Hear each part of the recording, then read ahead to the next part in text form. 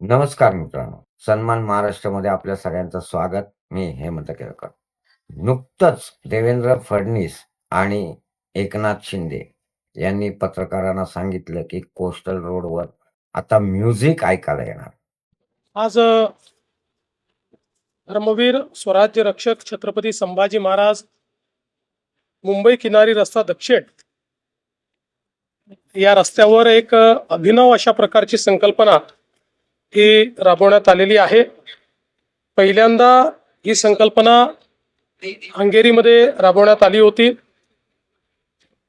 ज्यामध्ये ज्यावेळी या रस्त्यावर केलेल्या मार्किंग्सवरनं गाडी साधारणपणे 60च्या वेगाने जाते, त्यावेळी आपल्याला गाण्याचा आवाज किंवा संगीत ऐकू येतं. अशा प्रकारचा संगीतमय रस्ता हा या ठिकाणी तयार करण्यात आलेला आहे. एक अभिनव अशा प्रकारची संकल्पना आहे. पहिल्या टप्प्यात 500 मीटरच्या रस्त्यावर या ठिकाणी हा संगीत रस्ता तयार करण्यात आलेला आहे. आमचे राहुल शेवाळेजी यांनी याच्यामध्ये पुढाकार घेतला. CG साहेब देखील या ठिकाणी आहेत. त्यांच्या मदतीने हा रस्ता आपण या ठिकाणी केलेला आहे. आणि नुकतंच मी आणि शिंदे साहेबांनी त्याच्यावर एक ड्राईव्ह घेऊन त्याचा अनुभव घेतला आणि स्लमडॉग मिलेनियर मधलं जे गाणं आहे अतिशय सुप्रसिद्ध, ते गाणं जय हो गाणं हे त्याच्यावर वाजताय. त्यामुळे एक अभिनव अशा प्रकारची संकल्पना राबवण्यात आलेली आहे. त्याबद्दल मी अतिशय मनापासून अभिनंदन करतो. बघा, एअर कंडिशन काचा, गाडीचा स्पीड जो आहे तो 70, 80, 90चा, गाडीमधल्या AC मध्ये त्यांच्या गाडीतल्या बुफर सिस्टम्स वर गाणी ऐकत लोक प्रवास करतात त्या कोस्टल रोडवरनं. अशा कोस्टल रोडवर 60च्या स्पीडमध्ये ही गाणी ऐकायला येणार.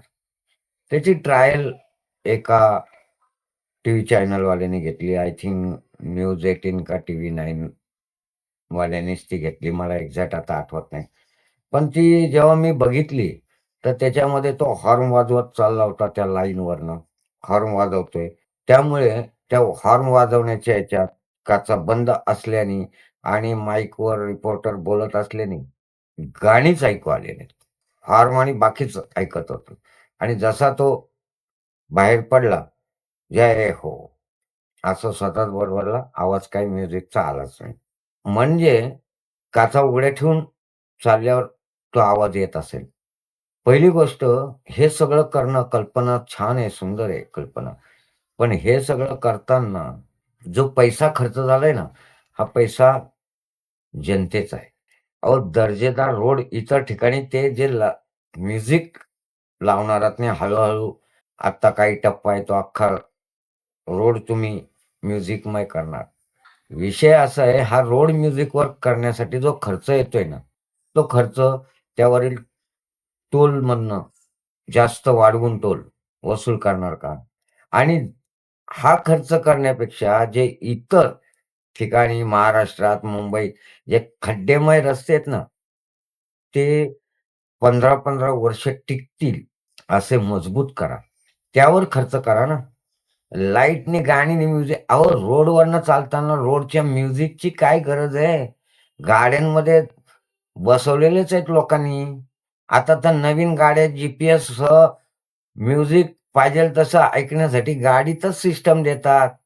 रोडवरच्या सिस्टमचं काय? तिथं काय लोकं पायी चालणार आहेत ती गाणी ऐकायला? का पायी चालणाऱ्याला ती गाणी ऐकायला येणार आहेत? ते कुठं खर्च करायचा पैशांचा? त्याचा काही एक मर्यादा, लिमिट काय आहे? नाही ना. लोकांचा पैसा आहे, वापरा, खर्च करा कुठेही, गरज नसताना. अहो, म्युझिक रस्त्यावर असण्याची काय गरज आहे हो?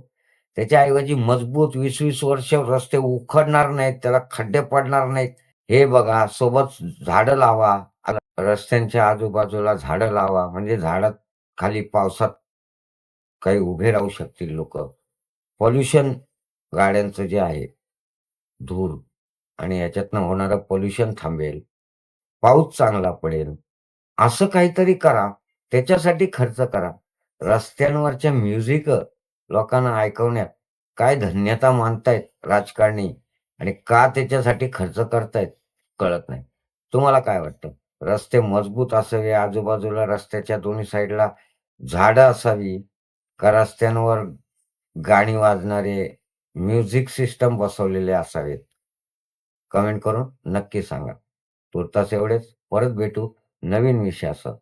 तेव्हा मी आपली रजा घेतो आणि जाता जाता सांगतो, अजून आपण चॅनल सबस्क्राईब केलं नसेल तर चॅनलला सबस्क्राईब करा. व्हिडिओला जास्तीत जास्त शेअर करा, लाईक करा आणि व्हिडिओला जास्तीत जास्त शेअर करा, लाईक करा आणि कमेंटमध्ये आपलं मत नोंदवायला विसरू नका.